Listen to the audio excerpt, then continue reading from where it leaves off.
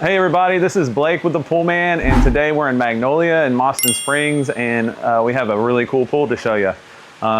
This yard was a little different because it's a smaller space, which a lot of you have that same issue with a kind of a angular yard, and so we had to come up with a really cool idea to fit that space. So first, I just want to do a quick walkthrough of what we have. So they did a pool, spa, they did a little retaining wall, and then a multi-level wall across the back of the pool. So they also have an existing covered patio that we wanted to tie the stone into so it all matches and flows right out to the pool. They did a really cool glass tile spillover. So it's got a very clean, modern look, but still has freeform shape to it. So as you can see, this yard sloped down to the pool to the house side. One issue that a lot of guys don't consider is this deck outside of the pool. So they'll do a raised wall on the wall of the pool, but when the pool stops, the deck starts and they just make the dirt run right over the top of the decking. So there's a drop straight down, and so you flood your decking. It gets muddy, it gets dirty all the time, and so that's not the proper way to handle it. So what we did is we actually have what's called a retaining wall that goes from the spa and it wraps all the way around this deck area to retain the dirt that's behind it that's higher and push it around, and it slopes around the pool and the pool deck and then runs all the way out to the street. So it protects your deck, it keeps it clean, and this is a very nice white deck, so it's gonna get dirty, you'll see it. And as you can see here, this has been here for a while and it looks beautiful still. It still looks clean, and that's because we do these little extra details to make sure that your investment is protected. So this yard had an elevation change, and so this wall actually raises up higher and higher to follow the slope of the yard. On the face of the wall, we did a split face marble. This is a fantastic royal paver. It's leathered, so it's got a little bit of a texture to it, so it's not slippery.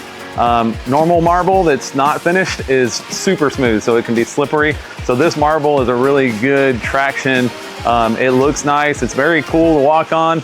And then we use the same fantastic royal split face on the wall, and then a glass tile on the spillover off the spa, and then the blue surf pebble sheen interior.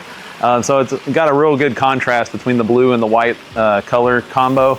The back wall, we did 3 shear descents on it, and so the shear descents are a very common water feature, but you're seeing a lot of variations. So you have stone scuppers, you have metal scuppers that are like stainless or copper, and then you have the traditional plastic shear descent. So the shear descent's a little cleaner, finer water feature, so it's really close up underneath the coping, so you don't see a big hole in the side.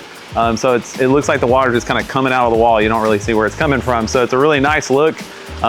We actually install what's called a Jandy energy filter on it, so it prevents it from getting filled up with dirt and debris, because a lot of problems people have with shear descents is they get clogged over time. And so if you put that energy filter on there, it protects them and it makes them look cool all the time. You don't have to fool with them and clean them out all the time. So yeah, so the shear descents, they got a bench along the whole end of the pool. So if you're swimming and exercising and you run out of gas, you got a spot to get out. So it's a really cool space to sit and hang out.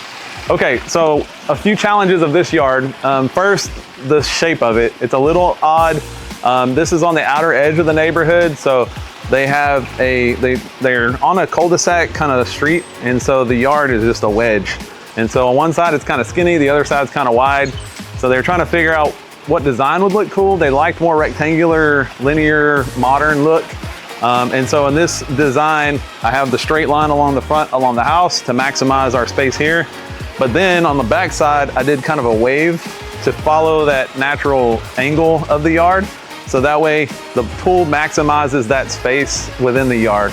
We also have high line power lines, so we don't want to have the pool directly underneath that power line, just for safety reasons. So that was another challenge. So the yard shape was a challenge. Now the other challenge is it's a narrow yard, and because it's on the outside of a neighborhood, they backed up to another neighborhood that was higher. So when they built the lot, they graded the yard uphill, and so there's a pretty big difference between that side of the pool and this side of the pool. So if you can tell, there's grass almost at the top of this wall. So when I first come out and meet you, I actually bring a tool that I can set elevations of the yard, so I know how high that spot is. So when I draw the pool, I can make the walls match the elevation back there, and then transition it down to the level of the house. So that way it looks like it was supposed to be there. So on the side of the pool over here, the yard just gradually slopes down and it looks like it belongs here. So whenever I come out, I want to make sure that we are looking at everything, because some guys won't take elevations of the yard, and whenever you don't take elevations, they come out to dig your pool and they realize that wall was not high enough. Then they have to do a change order and add cost to elevate that wall to the proper height to deal with the yard elevation. So we do all that up front. We make sure you're in good hands from the beginning, and that way you're happy and it looks great and it's designed according to what you need. So thanks for watching, y'all, and give us a like and a follow. We'd really appreciate it.